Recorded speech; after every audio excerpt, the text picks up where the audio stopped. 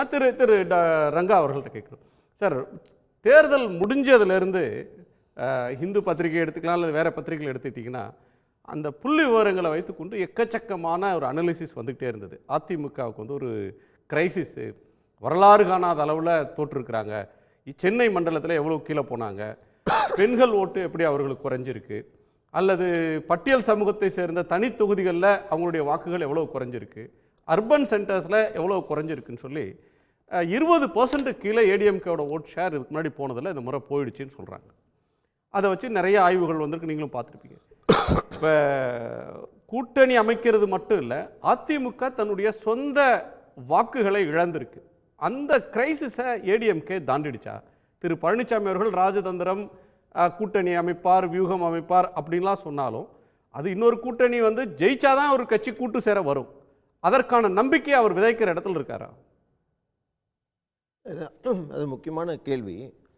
இப்போது ஜெயலலிதா அவர்கள் தனித்து போட்டியிட்டு ஸ்ட்ராட்டஜியெல்லாம் சொன்னார். 2016 ஸ்ட்ராட்டஜியெல்லாம் ஒரு பக்கம் இருக்கட்டும், இருந்தாலும் 41% தனியாக பெற்ற வாக்குகள் ஒன்று இருக்கு இல்லையா, ஏடிஎம்கே ஸ்ட்ராட்டஜியில் அங்கே பிரித்தாங்க. 6 கட்சிகள் மக்கள் நல கூட்டணி சார்பாக இவ்வளோ சதவீதம் வாக்குகள் பெற்று 5% சார் அவங்க வாங்கினது, மொத்தமே 5%. மக்கள் நல கூட்டணி 6 கட்சிகள் இருந்தது. அந்த 6 கட்சி சில வாக்குகள் பிரித்து சென்று விட்டார்கள். ஆனால் அதிமுக தனியாக 41% வாக்குகள் பெற்றது. மற்ற ஸ்ட்ராட்டஜி யார் எங்கே போனாலும் வந்தாலும் அது வேறு விஷயம். ஆனால் அந்த 41% அதிமுக தக்க வைத்து கொண்டதா? அதுதான் முக்கியமான கேள்வி. அங்கேருந்து சரிவு உண்மைதானே? 41லேருந்து 2 பாராளுமன்ற தேர்தலில் 18%, இந்த பாராளுமன்ற தேர்தல் 22, 23% என்ற வாக்குகள் இருக்கிறத தவிர அதில் கிட்டத்தட்ட அந்த வாக்குகள் கிட்டத்தட்ட பாதியாக வந்திருக்குது. சட்டமன்ற தேர்தலில் நிச்சயம் ஒரு பெட்டர் பர்ஃபார்மன்ஸு, கிட்டத்தட்ட ஒரு 32, 33% அதிமுக பெற்றிருக்கிறது. ஆனால் தொடர்ந்தா போல் 7-8 தேர்தல்களில் அதிமுகவும் கூட்டணிக்கும் திமுக கூட்டணிக்கும் ஒரு 7% வாக்கு வித்தியாசம் என்று தொடர்ந்து ஒரு 8 தேர்தலாக வந்திருக்கிறது. இந்த கேப்பை இந்த அதிமுக இதை குறைக்க முடியவில்லை. எல்லாமோ செய்து பார்த்தாங்க. இப்போ பாஜக ஓட்டு சதவீதம் தேர்தல் குறைஞ்சிட்டே வருது, அரெஸ்ட் பண்ண முடியல இல்லை. ஆனால் இந்த தேர்தல் பொறுத்தவரை ஒரு முயற்சி எடுத்திருக்கிறார் எடப்பாடி. அவருடைய ஸ்ட்ராட்டஜி பாஜகவோடு இல்லாமல் திமுக பெறக்கூடிய ஆன்டி பிஜேபி ஓட்ஸ் அல்லது மைனாரிட்டி ஓட்ஸ் இதில் ஒரு ஸ்பிளிட்டை உண்டாக்கி நம் பக்கம் திரும்பி கொண்டரலாம் என்ற ஒரு முயற்சி தொடங்கியிருக்கிறார். அந்த முயற்சி முழுவதுமாக தோல்வி பெற்றதுன்னு நான் சொல்ல மாட்டேன்.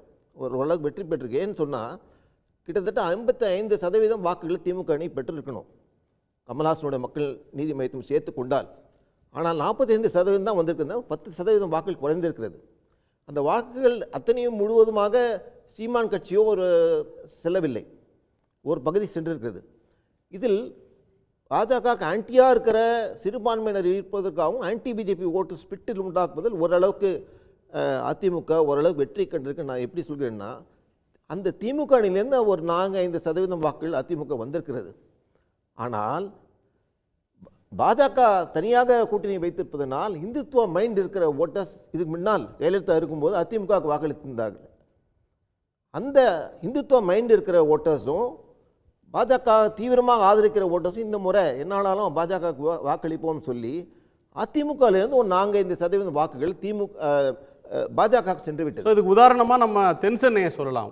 உயர் ஜாதியினர் அல்லது பிஜேபி மைண்டட் பீப்புள் வந்து கடந்த தேர்தல்களில் ஏடிஎம்கேக்கு போட்டவங்க இந்த முறை நேராக பிஜேபிக்கு போட்டிருக்காங்க.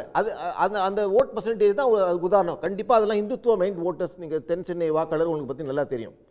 ஒரு பிரதானமான ஒரு வாக்காளர்கள் அந்த குறிப்பாக 2 தொகுதிகளுடைய வாக்குகளை வந்து நீங்கள் உன்னிப்பாக தியாகராய நகர் தொகுதியினுடைய வாக்குகளை நான் பார்த்தேன். சட்டமன்ற தேர்தலில் எத்தனை தொகுதி இடங்களில் சில இடங்களில் முதலிடத்துக்கு கூட பிஜேபி வந்து சில வாக்குச்சாவடிகளில் வந்திருக்கு, 2வது இடத்துக்கு வந்திருக்கு. ஏடிஎம்கே வந்து 3வது இடத்துக்கு திரு ஜெயக்குமாரோட மகன் 3வதுக்கு போவார்னு பலரும் எதிர்பார்த்திருக்க மாட்டாங்க. மாம்பலம், அடையார், மயிலாப்பூர் இது போன்ற பகுதிகளில் நான் நேரடியாக எலெக்ஷன் போது நான் ஒரு 15 நாள் சுற்றி வரும்போது பாஜக இந்த முறை வாக்களிப்போம் தீவிரமாக அந்த இந்துத்துவ மைண்ட் ஒர்க்கர்ஸ் இதுவரை அதிமுக ஜெயலலிதா ஓட்டு போட்டவர்கள் மாறி இந்த பக்கம் பாஜக ஒரு மைனாரிட்டி ஓட்ஸ்ல வந்து டிஎம்கே கூட்டணிக்கு போன ஓட்ல ஒரு சின்ன ஷிஃப்ட்டை இவர் எடுத்துருக்காரு.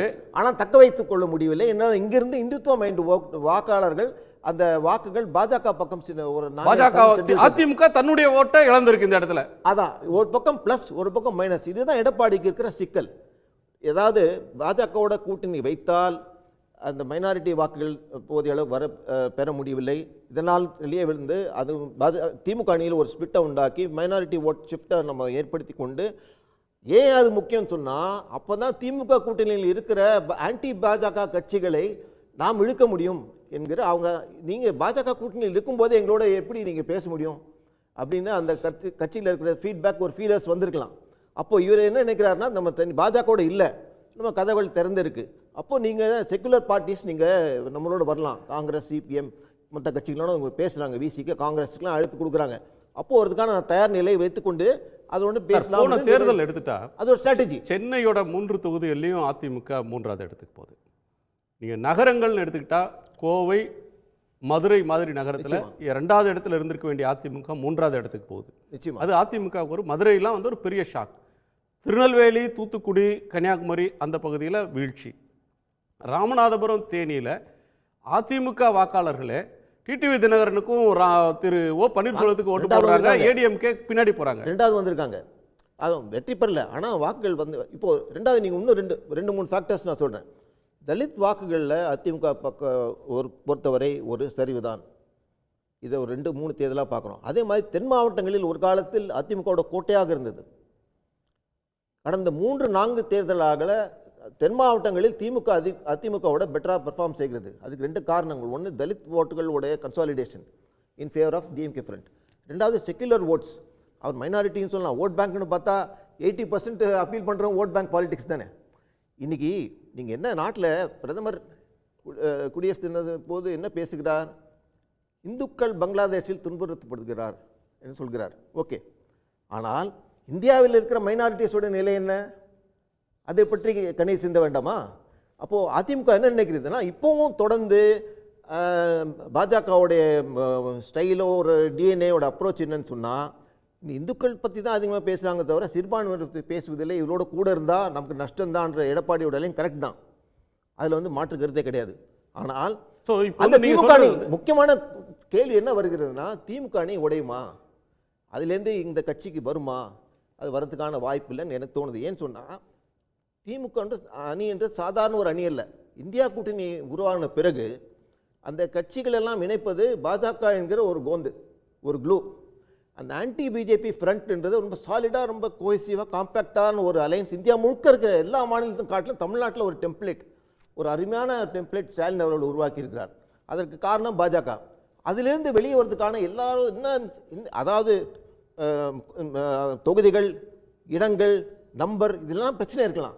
ஆனால் கடைசியில் அவங்க யோசிப்பது, நாம் வெளியே சென்று விட்டால் அது பாஜகவுக்கு உதவியாக இருக்கும் என்ற ஒரு காரணத்தினால் எவ்வளவு சிக்கல்கள் இருந்தாலும் இதில் பொறுத்து கொண்டு இருக்கிறாங்க. ஏன்னா தொலைநோக்கு இந்தியா முழுக்க சிபிஎம் கிடைச்சது 4 சீட்டு. அதில் தமிழ்நாட்டில் 2, கேரளா 1, ராஜஸ்தான் 1. அவங்க வருத்தப்படுவதில் நியாயம் இருக்கலாம், அதில் ஒன்றும் சந்தேகமே கிடையாது. ஆனால் தேசிய அளவில் அவருடைய பார்வை இந்தியா கூட்டணியை உருவாக்கினது.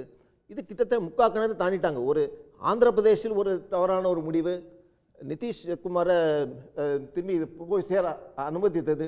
இந்த 2 தவறுகளை செய்யாமல் இருந்தால் இந்த 290 இந்த பக்கம் இருக்கும், 240 அந்த பக்கம் வந்திருக்கும்.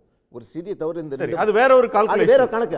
அது வேற விவாதத்துக்கான கால்குலேஷன். அந்த கணக்கு இந்தியா அலையன்ஸ் பொறுத்தவரை they have almost succeeded. இல்ல சார் வந்து தமமணி சார் சொல்ற ஒரு பாயிண்ட் வந்து அலையன்ஸ் அரித்மெட்டிக் ஒரு வெற்றியை உறுதி செய்து, திரு கலாநிதி சார் சொல்கிற கருத்து வந்து அலையன்ஸ் அரித்மெட்டிக் மட்டும் இல்லை, அதோட வந்து on top of it welfare measures இருக்குது, கவர்மெண்ட் செய்திருக்கிற நலத்திட்டங்கள்ன்றது ஹெல்ப் பண்ணுதுன்றார். நிச்சயமா இப்போ பாயிண்ட் அவர் ஸ்பெசிஃபிக்காகவே சொல்கிறாரு, விடுதலை சிறுத்தைகள் கட்சி, சிபிஎம், காங்கிரஸ் போன்ற கட்சிகள் அங்கேருந்து அணி மாறக்கூடும், மாறுவதற்கு வாய்ப்பு இருக்குன்னு நம்புறாரு. எடப்பாடி ஒரு கணக்கு என்ன பொறுத்த 2 கணக்கு.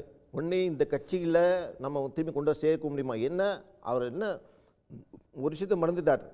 திரு ஸ்டாலின் ஒரு மாஸ்டர் ஸ்ட்ராட்டஜிஸ்ட் ப்ரூவ் பண்ணிருந்தார். 6 கட்சி மக்கள் நல கூட்டணியிலே 4 கட்சி கொண்டு வந்து திமுக கூட்டணியிலே சேர்த்துட்டார் 2016க்கு பிறகு. அதில் திரு ஸ்டாலின் அவர்கள் prove to be a good strategist. அந்த வித்தியாசம் 6-7% தொடர்ந்து அவருக்கு வந்து கை கொடுக்குது. திரு எடப்பாடி என்ன நினைக்கிறாருன்னா, 2 காரணம் நான் நினைக்கிறேன். ஒன்று வந்து அதிலிருந்து வெளியே கொண்டு வர முடியுமான்றது ஒன்று.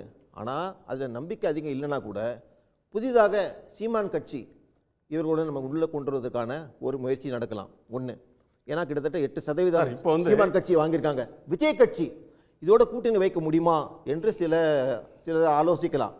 இது போல சில ஏதாவது நம்ம சேர்த்துக்கொண்டு விஜய் அவரே முதலமைச்சர் ஆகணும்னு வரும்பாரே தவிர அவர் இன்னொருவரை முதலமைச்சர் வேட்பாளரை நிறுத்தி அவரே முதல்வர் வேட்பாளர் இன்னொரு, அதாவது தமிழ்நாட்டுக்கு இன்னொரு முதல்வர் வேட்பாளர் வரப்போகிறார். மொத்தம் இந்த சூழ்நிலை ஓட்டு போடுறவங்க வந்து அவர் முதலமைச்சர் ஆகணும்னு தானே போடுவாங்க. முதல் தேர்தலே கூட்டணிக்கு போவாரான்றது ஒரு சந்தேகம். அதுதான் இப்போ எனக்கு இன்னொரு சந்தேகம் இருக்கு ரங்கா சார். அதாவது பிஜேபியோட கூட்டணி இல்லை அப்படின்னு இப்ப சொல்றது எல்லாமே காலாகாலத்துக்கு இல்லைன்னு இப்பவே சொல்ல முடியுமா? தேர்தல் நெருங்கி வர்ற நேரத்தில் எப்படி பிஜேபி வேணாம் மீதி எல்லா கட்சிகளும் ஒன்று சேருங்கன்னு இந்த கூட்டணி முடிவு செய்கிறதோ அதே போல் திமுக வேண்டாம், திமுகவை வீழ்த்துவோம், நாம் மற்றதெல்லாம் பின்னாடி பார்த்துப்போன்னு சொல்லி பாமக, சீமான் கட்சி, பிஜேபி இவர்கள்லாம் ஒன்று சேர்றதுக்கு ஏடிஎம்கேவோட கைகோர்க்க வாய்ப்பு இல்லைன்னு சொல்ல முடியுமா? அந்த ஆப்ஷனை ரூல் அவுட் பண்ண முடியுமா? இப்போ இல்லை, அவருக்கு கட்சியிலே ஒரு பலமான கருத்து தீவிர ஆதரவாளர் திரு ஜெயக்குமார் உதாரணத்துக்கு எடுத்துக்கிட்டேன். ராயபுரம் தொகுதியில் அந்த கிறிஸ்துவ மக்கள், மீனவர் மக்கள் அவங்க நீ பிஜேபியோட இருந்தால் உங்களுக்கு வாக்களிக்க முடியாதுன்னு சொல்கிறாங்க.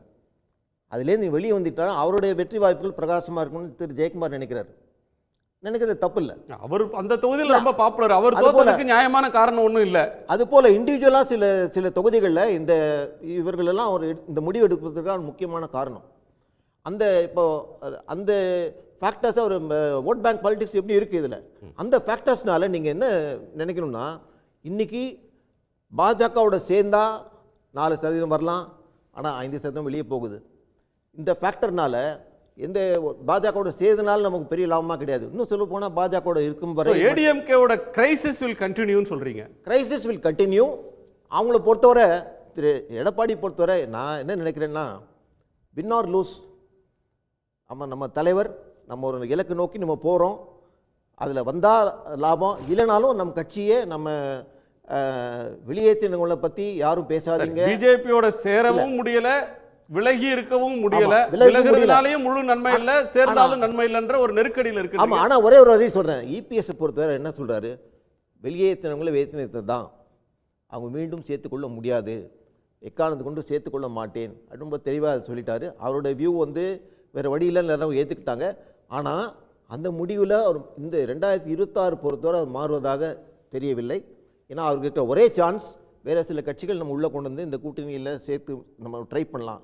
அப்படியே நம்ம ஆட்சிக்கு வரலன்னா கூட அவரை பொறுத்தவரை அதிமுக என்பது மைனஸ் ஓபிஎஸ், டிடிவி தினகரன், சசிகலாவாக தான் இருக்க வேண்டும் என்பது அதில் உறுதியாக இருக்கார்.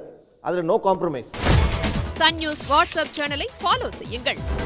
QR கோடை ஸ்கேன் செய்து சன் நியூஸோடு இணைந்திருங்கள்.